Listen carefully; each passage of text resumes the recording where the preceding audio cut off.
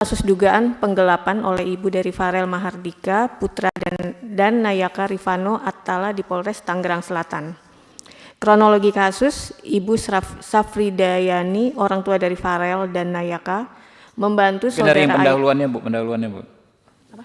Oh, oke. Pendahuluan bahwa saat ini terdapat isu yang sedang viral terkait penahanan terhadap Ibu Safridayani dalam kasus dugaan penggelapan di Tangerang Selatan yang merupakan orang tua dari Farel Mahardika Putra dan Nayaka Rifano Attala.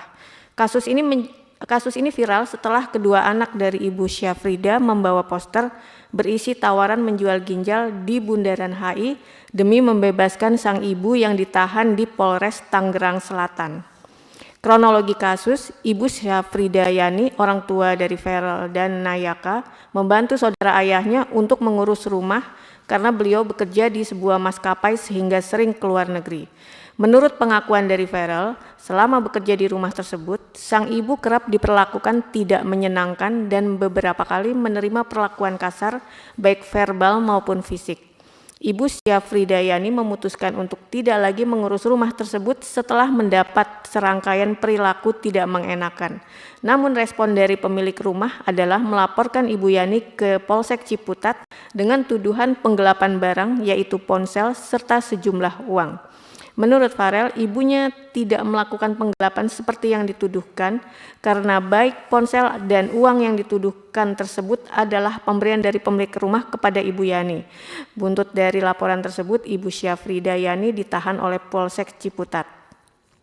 Pada tanggal 20 Maret, Farel Mahardika Putra dan Nayaka Rifano Attala membentangkan spanduk yang intinya ingin menjual ginjal mereka untuk dapat membebaskan kasus Ibu Syafridayani yang ditahan dan menjadi viral di media sosial. Perkembangan kasus, pada tanggal 21 Maret, pihak keluarga Ibu Syafridayani mengajukan permohonan penangguhan penahanan dan permohonan tersebut dikabulkan. Pada tanggal 23 Maret, terdapat kesepakatan damai melalui mediasi antara pihak terlapor dan pelapor di Jelupang, Serpong Utara, Tangerang Selatan. Setelah proses mediasi tersebut, pada malam harinya sekitar pukul 20.30, pelapor menuju Polsek Ciputat Timur dan melakukan pencabutan laporan terhadap Ibu Syafridayani. Mungkin Farel bisa ceritakan, ya bergantian aja dengan Ibu. Silakan. Bisa menceritakan masalahnya ya yang disampaikan tadi ya, garis besarnya dan nanti kita lihat ini kalau informasinya kan sudah pencabutan laporan, apakah benar seperti itu atau apakah masih ada yang perlu kami lakukan untuk membantu Ibu dan Farel. Silakan.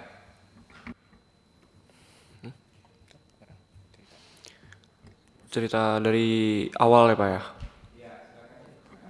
Ya, jadi kronologinya itu kenapa saya kayak gitu, itu hanya dari spontanitas saya sendiri. Ya karena saya nggak tegang lihat ibu saya yang tidak bersalah sedikit pun tiba-tiba ditahan. Dan awalnya juga itu kan kasusnya itu ibu saya diminta membantu, tapi ibu saya ini kan diperlakukan seperti asisten rumah tangganya, dan padahal masih saudara. Tapi terus juga pernah sewaktu-waktu ibu saya sulit dihubungi dan akhirnya dibeliin handphone dengan balasan ibu saya harus bekerja dengannya, dan itu pun ada kesepakatan tentang gaji dan lain-lain.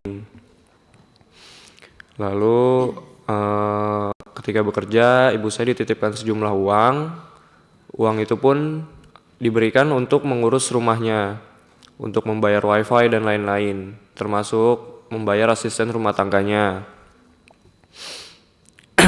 Saat bekerja, ibu saya ini tidak tahan, akhirnya berhenti dan memblokir nomor WhatsApp saudara ayah saya ini. Terus saudara ayah saya pun nggak terima dan ngelaporin ibu saya ke Polsek Ciputat Timur. Polsek. Dengan tuduhan penggelapan uang dan penggelapan barang. Dan ibu saya juga pas ketika dipanggil nggak diberi pendamping. Di sisi lain, saudara ayah saya itu ditemani dengan pengacaranya. Dan akhirnya singkat cerita tanpa ada bukti yang jelas, akhirnya ibu saya ditahan. Saya hanya tahu itu sih. Tuduhannya digelapkan apa, Pak Farel? Tuduhannya itu penggelapan sebuah barang dan uang Senilai senilai 10 juta dan sebuah handphone. handphone ya. Handphone ada nilainya. Handphone apa itu? Kenapa? Handphone apa? Sekitar berapa harganya? Merek Vivo. Vivo. Vivo. Paling 5 juta, 10 juta ada. 3 jutaan, Pak. 3 jutaan. Itu ya. Ibu ada yang ingin disampaikan, Bu? Tapi terakhir kemarin kan sudah selesai ya, udah Pak penangguhannya penahanannya ditangguhkan ya. Dikabulkan. Lalu sudah ada pencabutan laporan? Sudah ada. Oke. Ya, kami perlu mengapresiasi ya Kapolres Tangerang Selatan Pak Victor ya, Pak Randa ya. Victor ya, karena kemarin Pak Dasko pimpinan DPR 2 hari lalu telepon saya supaya mengkomunikasikan ini dengan Polres Tangerang Selatan dan langsung ini kan di Polsek kemarin ya, di Polsek ya. Jadi Kapolres atasannya Kapolsek Pak Victor lah yang berinisiatif menyelesaikan masalah ini dengan restoratif justice. Kita apresiasi Pak Victor ya. Nanti mungkin ya teman-teman ya, simpulannya kita dorong supaya ini memang benar-benar tuntas ya, si ibu tidak lagi dipermasalahkan secara hukum. Itu Bu ya. Soal uang berapa 10 juta plus handphone Vivo, kalau toh si pelapor ya menginginkan uang tersebut, komunikasi tadi ada pimpinan DPR yang siap menanggulanginya. Ntar dari kami aja Bu ya. Kalau memang diminta ya. Jadi yang dipikirkan apa diminta uangnya itu berapa 10 juta plus berapa handphone senilai 5 juta, nggak ada masalah, ntar kita yang tanggulangi ya Bu ya. Ya Bu.